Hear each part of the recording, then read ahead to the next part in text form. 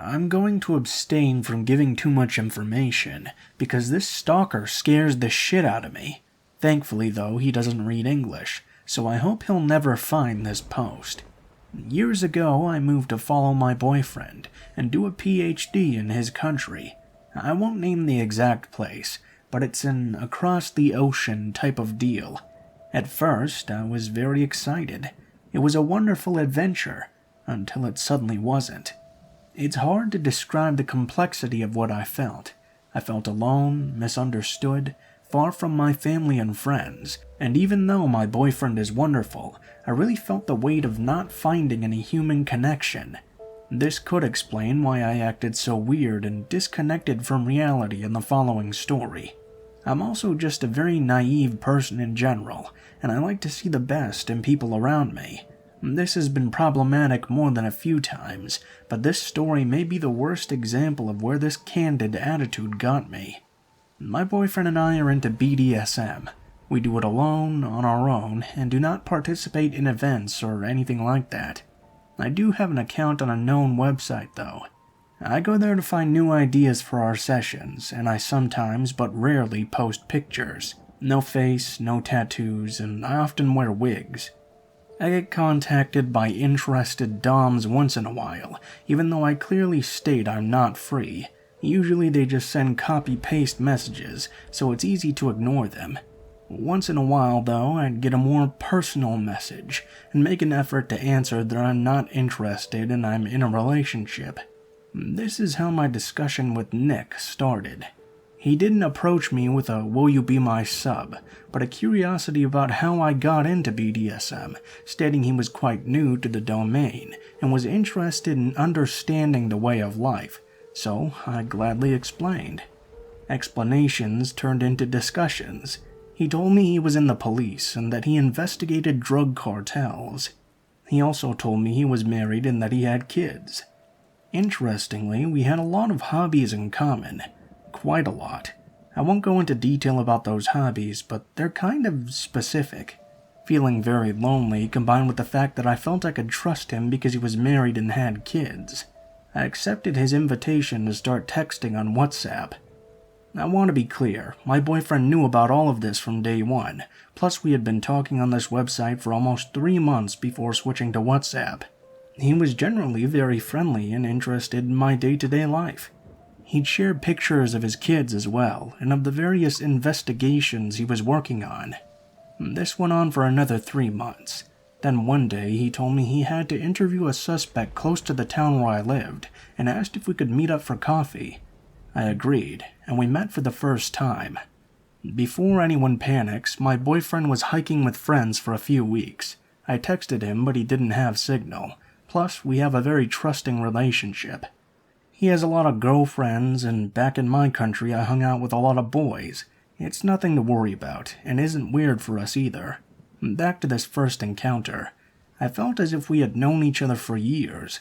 We had a great time from the beginning, and I was so happy I'd finally found a friend far from my country. He knew I loved reading thrillers and enjoyed murder investigation videos, so he brought his gear to show me. Handcuffs, sampling kits for small investigations, other types of things. It didn't really feel weird at the moment, but afterwards I kind of understood this could have been a way for him to show off what he could do. As the night went on, however, after grabbing drinks from a nearby bar, he forced me against a wall and kissed me. I was shocked, really, and barely managed to get him off me.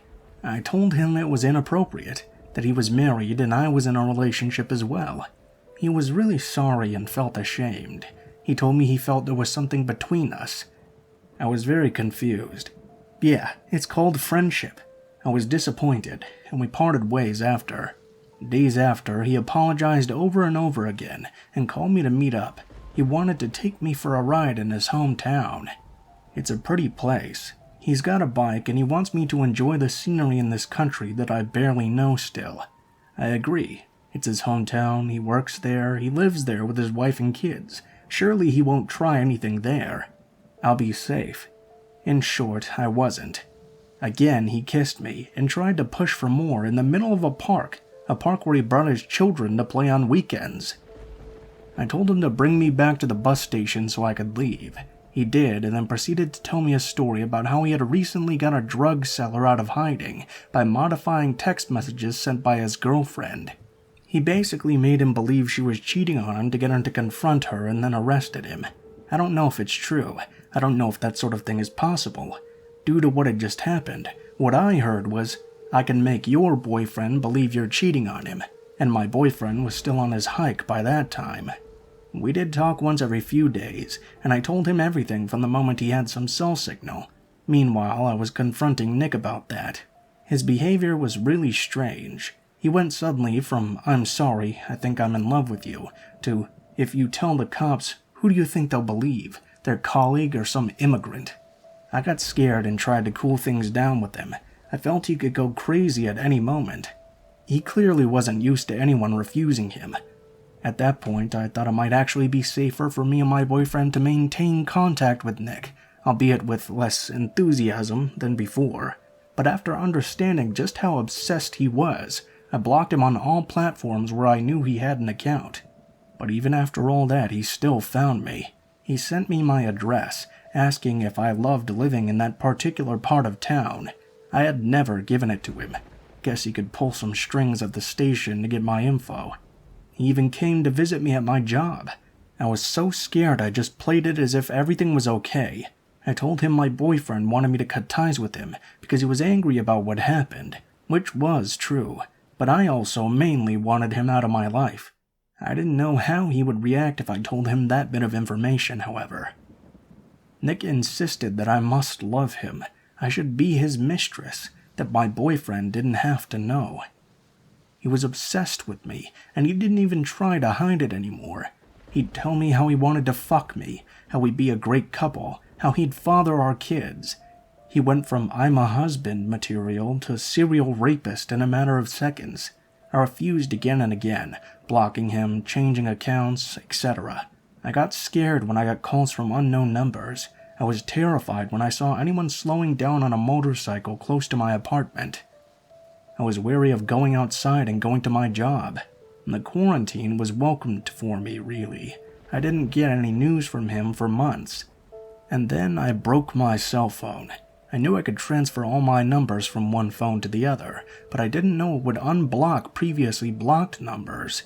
Days later, I got a message from him. He told me that he had divorced his wife, that he still loved me, and that now he wanted to marry me. He apologized for making me believe I was only mistress material, and that I was worth so much more. He said my boyfriend didn't really love me, that I deserved better, that he was waiting for me. When he saw that I saw his message, he said, "Finally, I thought you'd never unblock me." Does this mean he had been sending this message over and over again the entire time, in hopes that one day I'd finally see it? That narcissistic man used all the manipulation tactics he knew. He had told me before we met in person how he had learned those skills to toy with criminals, to have them tell the truth and admit to crimes. Fortunately, though, I had dated manipulative men before and knew the signs. Basically, he wasn't used to not getting what he wanted. He was attractive, rich, interesting, and he knew that. I blocked him again and we moved a few months later. I just hope he doesn't get his hand on this information. I believe Nick's last move was actually trying to hack my Instagram, as I got a notification one day that someone from his hometown had tried to connect to my account. So, obsessed cop who chased me for over a year, let's never meet again.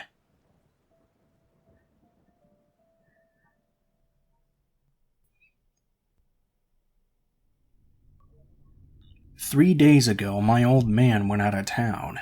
First night, I heard what I assumed was a large critter at first. As of 4:13 a.m. when I post this, I think they're gone for good.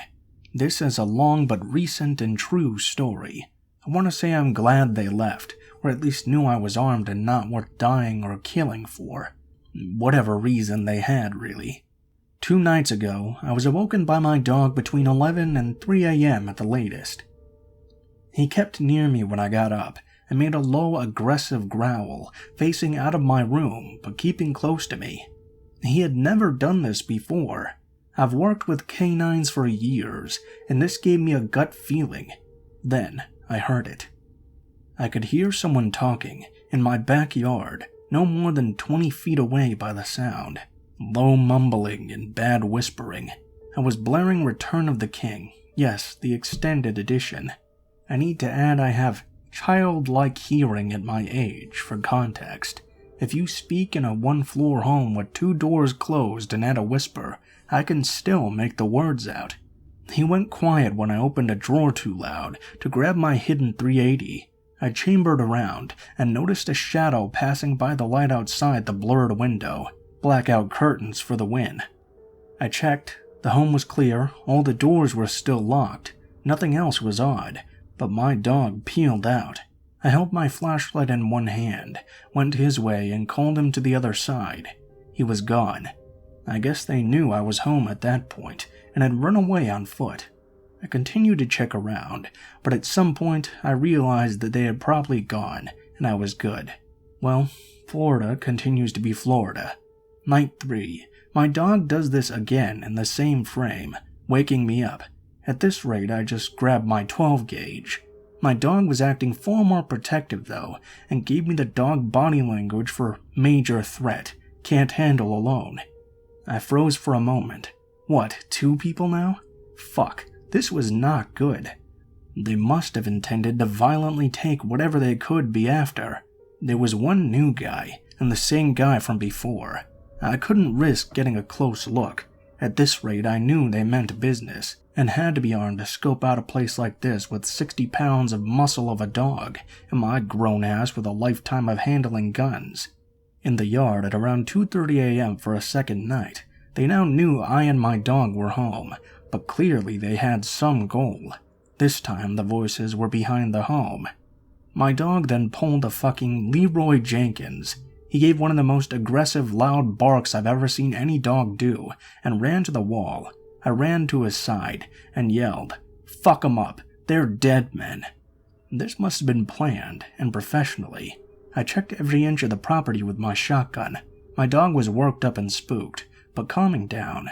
I was buying a mistake for this one, and a damn good one. I went back inside and literally kept that gun on me and chambered, in reach of my bed. I could barely sleep that night.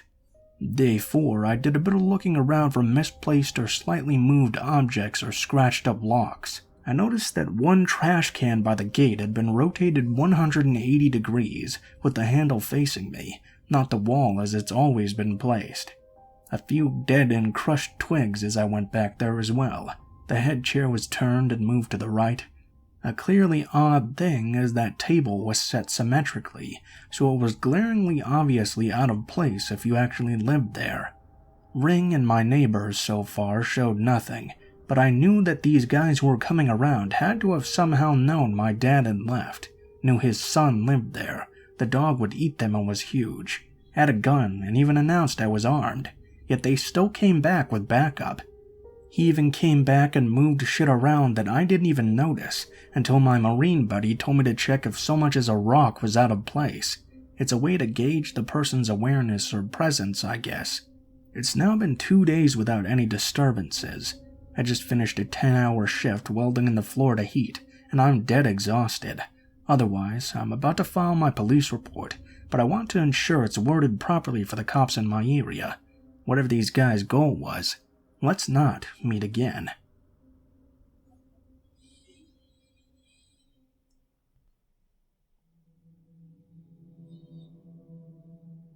This is my first time posting here, or anywhere about this incident, so I apologize if details get a little confusing. I'll try my best to make it as concise as possible though. This happened a few months ago to my friends and I. We're university students in Cape Town, South Africa, so when we aren't trying to just get through the semester, we like to let our habits get the better of us and go out for drinks and stuff. On this night, we had just finished what felt like an extra long day at university and decided to head to a bar about 5 minutes from campus for some much-needed stress relief. The evening was going quite well, although a bit slow. It was enjoyable with everyone having a drink and getting a bit restless. Me, being one of the more outgoing ones in the group, suggested we head to the pool bar not far from where we were. Everyone agrees and we get our stuff to go. We all jump in my car, and we head to the bar, but being a Thursday night, the parking was quite scarce. We finally managed to find a spot about a block away from the bar, but on a secluded side street. I should also mention that this bar is in one of the sketchier parts of town.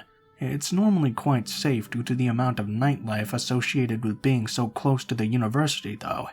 We walked to the bar and no one really felt uneasy, nor did anything happen to make us feel that way, which was quite surprising. After a few hours of some fun pool and just relaxing, we decided it was time to grab dinner before restaurants closed, as being in South Africa means most restaurants, even fast food, close really early at around 7 or 8 p.m. to comply with curfew. We decided to stop at the pizza place below the bar to grab some food before we all decided what the plan for the end of the night was. Because our group was so large and the pizza place was so small, we decided to have those getting food go inside, while the others who didn't would just wait outside in the street. It was an easy decision, as the pizza place had a massive open window with built-on counter, so we could still talk to each other. This is where things started to get weird. While we were waiting for our friends inside the pizza place to come out, this massive white van pulled up past us and suddenly stopped. The driver wasn't exactly an intimidating-looking dude. He was quite skinny and looked to be about average height with shoulder-length blonde hair. A pretty standard-looking dude for the area we were in, actually. He calls me over and asks if I think his van could fit in a parking spot just behind him. For perspective, this parking spot could probably fit a small hatchback maybe. This dude is driving a full long-sized panel van. This makes me kind of uneasy, as I thought that as a driver of a car, you should know where your car can definitely not fit, and this was a clear case. I explained to him that I didn't think it was even worth attempting. He responds, telling me that he has faith in his ability, and I should come stand behind the van to direct him in. This gives me major red flags, and after a few back and forths, he pulls the emergency brake up, sits and stares at my friends and I for what felt like eternity. He then thanked us and suddenly drove off. This sparked my friends to come outside from the pizza place, as they'd just seen what happened and were now very confused. We were all kind of weirded out, but we didn't think too much of it. Everyone eats their pizza, and we try to decide what the plan is for the last hour or two we have before curfew cuts things short. Most of us decide this is where the night is going to end, as we're all kind of weirded out by the man in the van. A few others, though, decided they were going to stay, and just Uber home a little later in the evening. With our group number cut down to 4, we decided to walk back to the car and just head home. When we left the pizza place, a homeless person called us and was insisting we had nothing to worry about with the man in the van, which didn't help ease anyone's nerves. We decided to head to the car, but as soon as we turned the corner to approach the side street where it was parked, we saw the van man again. This time not quite so happy as he had seemed in his encounter earlier. I made a cheeky comment about him finally finding a parking spot he could fit in while we were walking past each other, and he just stared at my friends and I, not breaking eye contact even as we passed him. I turned to see if he was still looking, and he was. As we turned the corner to the side street with the car, I saw it, and my heart sank. The van, horribly parked half on and half off the sidewalk, back door slightly ajar. Upon seeing this, I turned around to see the man in the van was now walking towards us. He said something that confused me at first, but immediately made sense after.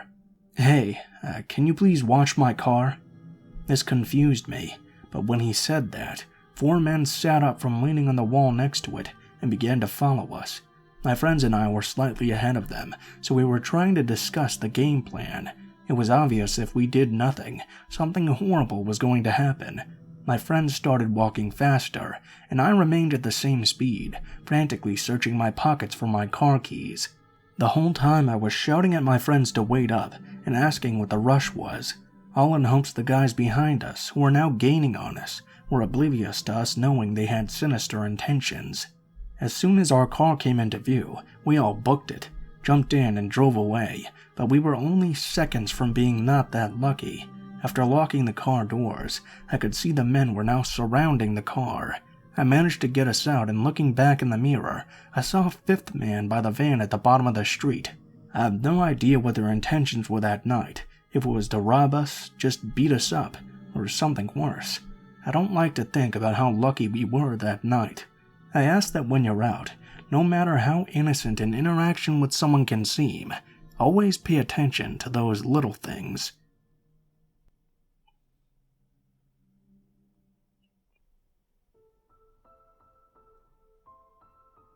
What is up, guys? Blue Spooky here as always. Thank you guys so much for watching, especially if you made it this far to the end of the video.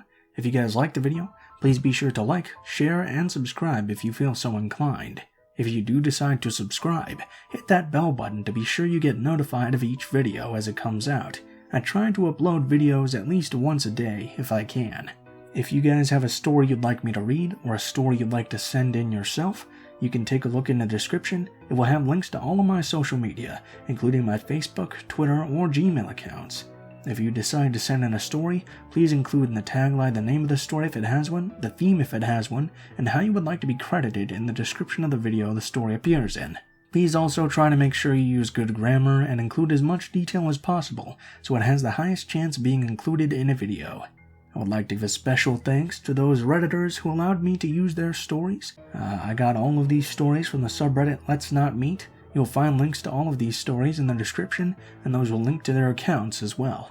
Thanks to my artist friend Alan, who does all of the art for my channel. I will have links to his social media as well. He does commissions, so you can order some stuff from him if you like his art. And last but not least, I also have two other channels where I do videos, Darkest Hour and Mr. Blue Skies, one of them for true crime and one of them for disaster documentaries. If you like that sort of thing, feel free to check those out as well. Overall, guys, I think that's pretty much it for now, so I hope you guys have a great day.